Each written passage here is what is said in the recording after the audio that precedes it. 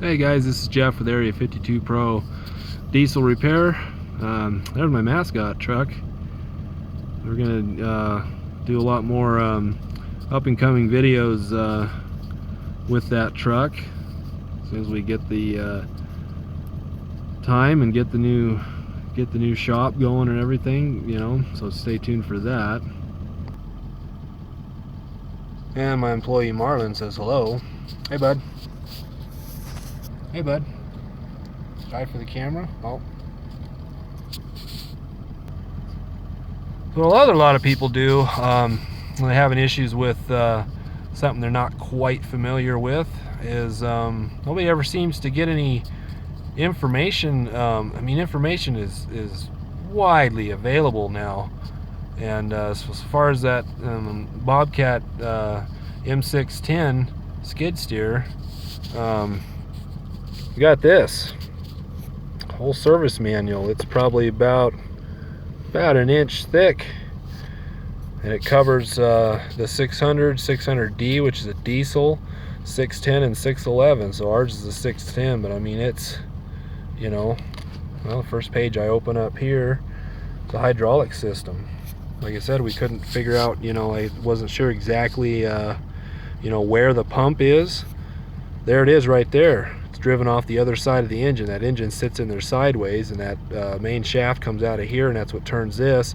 This has that belt that goes up here, variable speed control valve that I was talking about, that squeezes that deal in and off that belt there.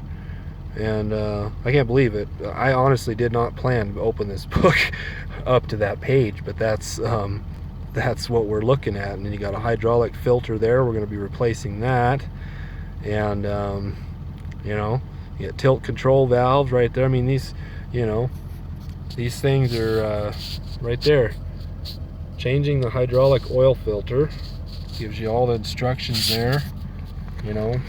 And wonder if we could get lucky and flip through some other, you know, but I mean, there's all the engine stuff right there that we just went past.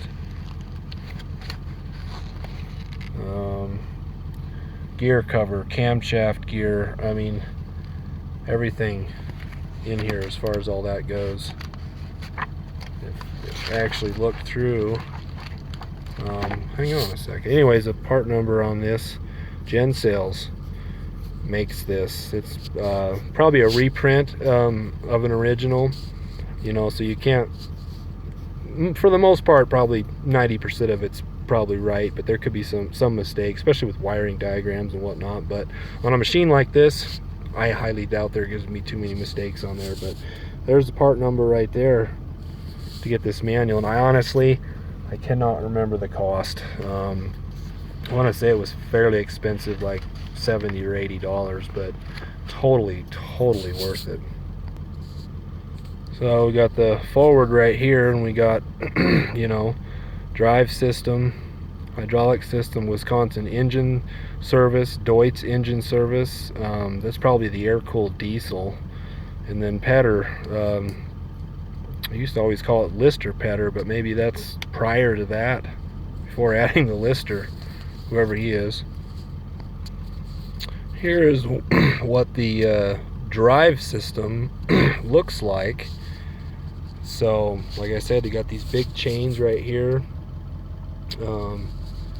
That's where your wheel mounts to. You got your right here, you got the front wheel, rear wheel. You got this big chain coming down here.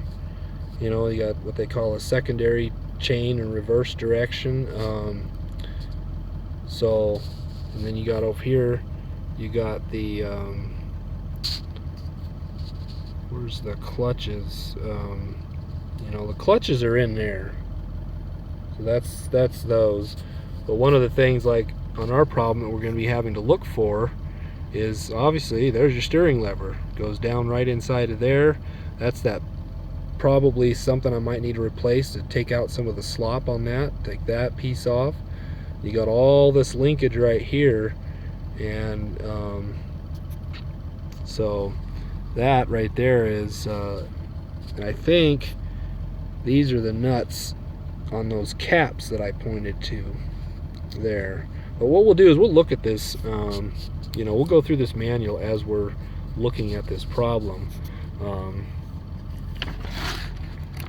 You know, obviously I went 1-2 page too many, but look, troubleshooting steps, engine will not stop, oil consumption, I mean everything, you know.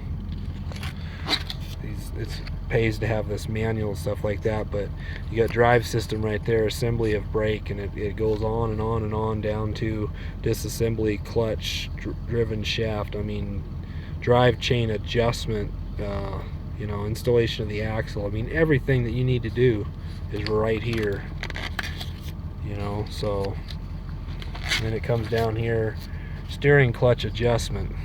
So you got them, that's that nut I was talking about.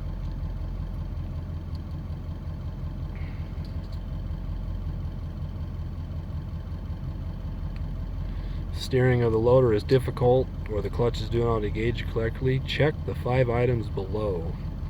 1, 2, and then it probably continues on 3, 4, and 5. So we're gonna go through this. Like I said, this is just kind of a couple of introductory videos, and you know, obviously I had worked on these clutches before. I had this paperwork in here, but you know, this Gen Sales company have gotten a few different manuals and stuff for them for some old tractors, and the transmission manuals in operation, and a service manual for the Caterpillar 7155 transmission that's in that truck.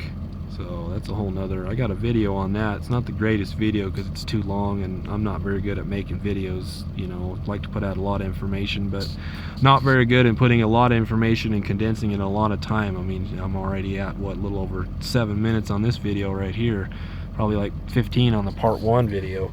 But like I said, you know, hopefully I'm not just babbling on too much, but you know, tractor manuals and more right there.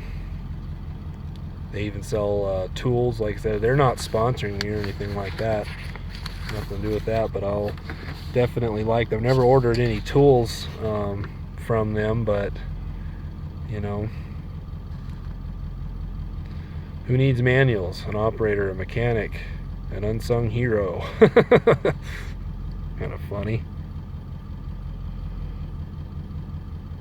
The manual you didn't know you needed. You know, got Spark, I mean, you know, Magneto service manual. I mean, it's just crazy, all this aftermarket information stuff that's available today, you know, to get. It's unreal, you know. So anyways, like I said, that's the overview of what we're going to be looking at, and trying to figure out what's going on with this beast, and hopefully this information will, you know, come out if anybody has a issue and run across one of these things. So stay tuned. This is part 2, but stay tuned for part 3 and on.